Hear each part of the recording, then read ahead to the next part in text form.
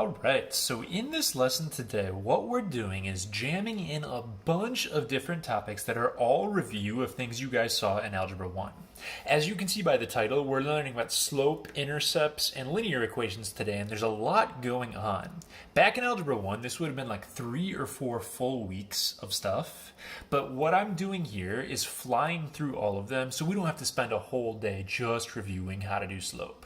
If any of these topics are like tricky for you and you need more examples or more information, I have other videos that go into each of these topics in more depth, so just let me know and I will send those your way. Your do now for today, though, is to fill out this table by plugging each x into the equation and then graphing the points that you get. I do not want you doing y equals mx plus b for the do now. I just want you to plug in the points and graph them. So pause the video and try that out, and I'll start that over here. So for my first point, if I plug in a -2 for x, my problem is going to look like this. And if I evaluate that, that's going to be 4 plus 6 is a 10 that I get out for y. So on my graph, I would want to go to -2 comma 10. And I'd want to put a dot right there.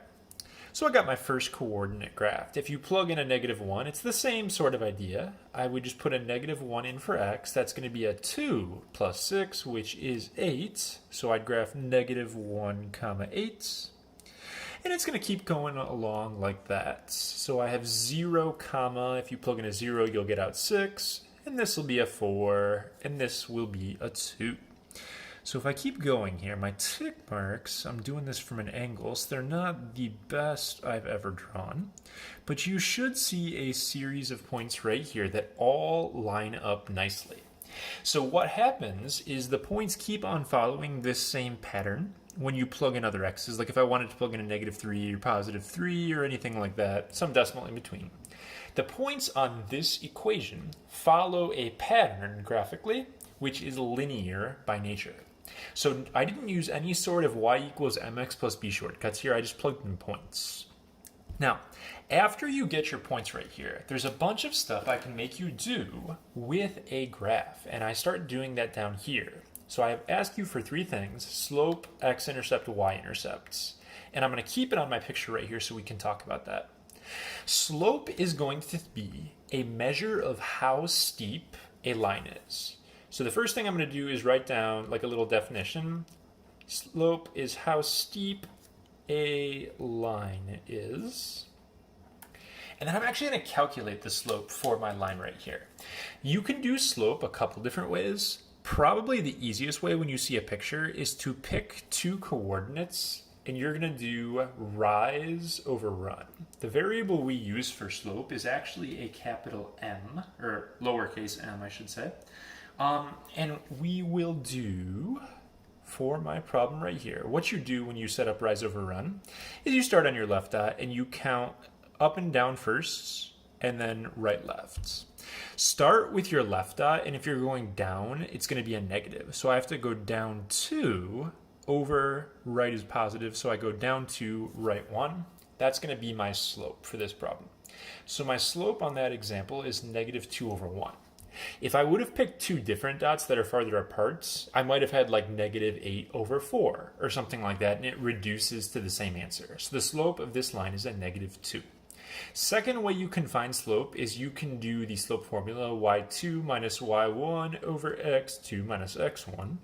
And I can show that real fast just to have an example here. If I were to take these first 2 points, I would do a 10 minus 8 or 8 minus 10, whichever way you want to go. If I go 10 minus 8, I need to do -2 minus -1, which turns it to a +1, and I'll get 2 over -1 or -2.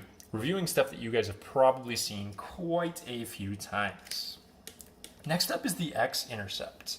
And I'm going to come back to X-Intercept in 1 second. This is going to be where the graph hits the x-axis. We will discuss this in just a minute, but I want to get the y-intercept out of the way first, which is where the graph hits the y-axis.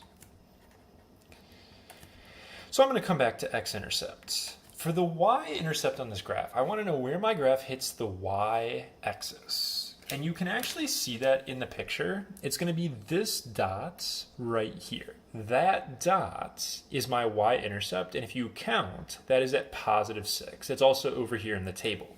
So the y-intercept, I'm going to write it down as a point, is 0, 6. So the y-intercept and the slope are really great when you have an equation written this way. It's called slope-intercept form.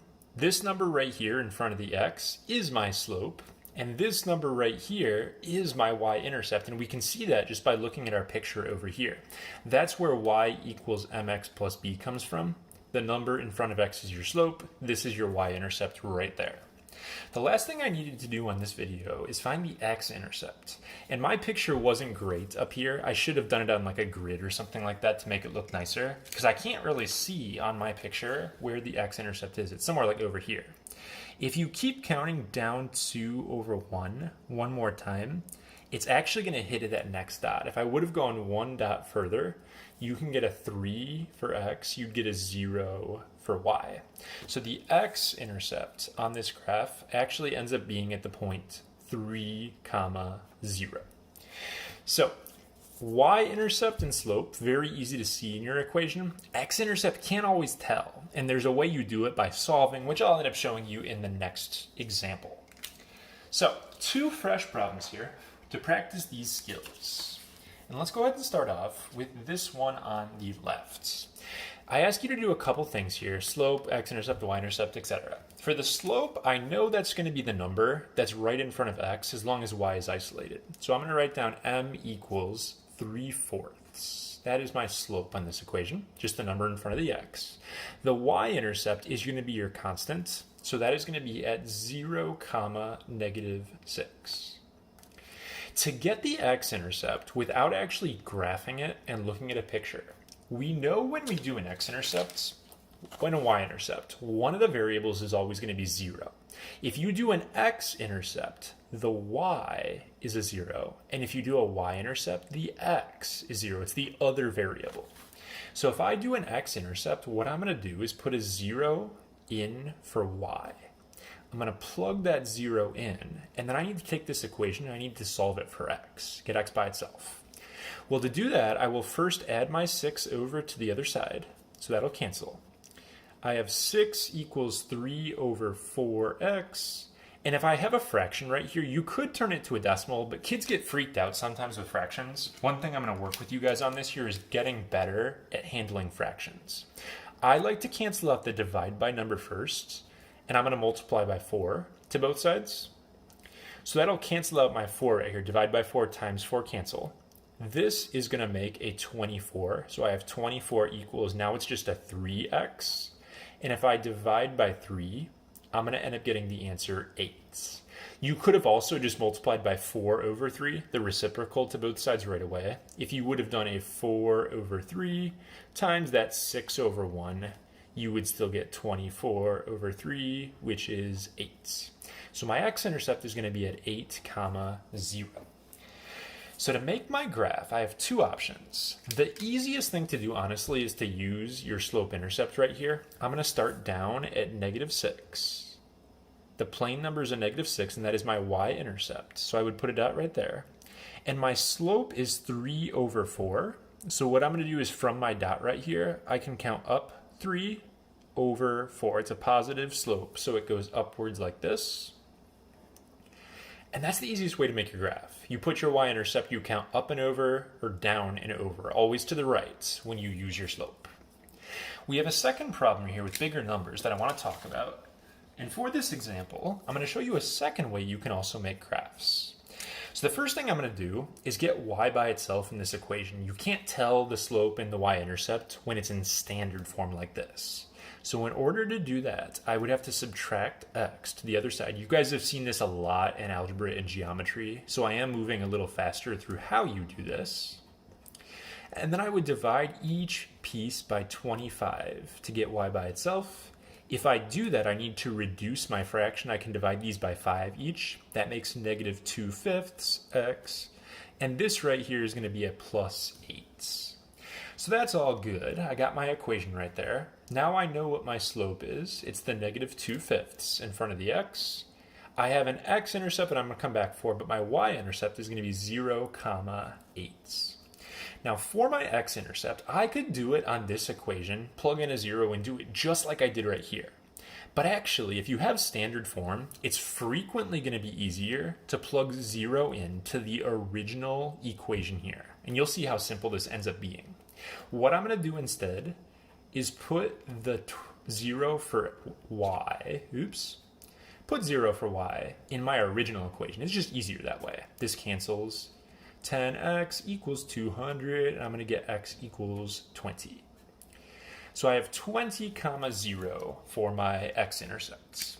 Now to make my graph, I'm going to show you guys a second option here. Y equals mx plus b wouldn't be so bad, because when I reduce my equation, it actually looks mostly fine, not that big of a deal. But you can also graph a line with bigger numbers just by doing the intercepts. So I'm going to graph an x-intercept and a y-intercept. I have to go all the way to 20. So what I'm going to do here is I'm going to scale my numbers by 5s. I'm going to go by 5s on the x because I have to graph 20, 0. The y-intercept is 8, so I can go by like 2s here. You do not have to go by the same thing on the x and the y. You can make different choices. There's 0, 8. And you can graph the line just by connecting intercepts instead. This method is especially handy when you have crazy numbers in your equation. Okay, so you can graph intercepts if the numbers are big and gross and do it that way instead.